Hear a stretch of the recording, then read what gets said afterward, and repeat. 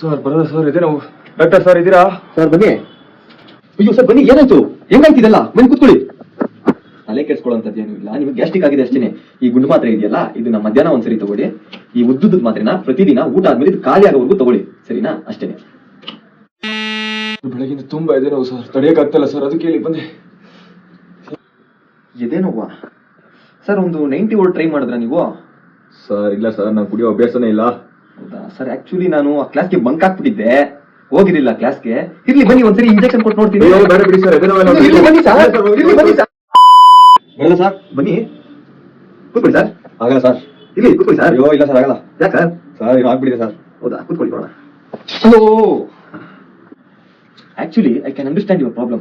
Actually, the problem is you have a small pimple near your anal. There is an anal, you know. There you have small pimple. Okay. I will suggest you some tablets. Please take that. Sir. Sir ಏನ್ ಹೇಳ್ತಾ ಇದ್ದೀರಾ sir? ನಮ್ಗೆ English ಬರಕಲ್ಲ. ನಿಮ್ ತಿಗದಲ್ಲಿ ಕುರ್ರ ಆಗಿದೆ.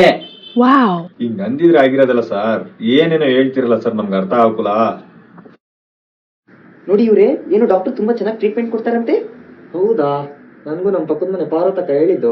ನಮ್ಗೂ ರೀ ಪಕ್ಕದ ಮೇಲೆ ಶೋಭಕ್ಕ ನಂಗೆ ಹೇಳಿದ್ದು. ನಾವು ನೋಡ್ಬೇಕು, ತುಂಬಾ ಚೆನ್ನಾಗಿ ಟ್ರೀಟ್ಮೆಂಟ್ ಮಾಡ್ತಾರಂತೆ. ಮೂರಿ ಬನ್ರಿ ಒಂದ್ಸರಿ ಹೋಗಿ ನೋಡ್ಕೊಂಡ್ ಬರೋಣ. ಬನ್ನಿ ಬನ್ನಿ.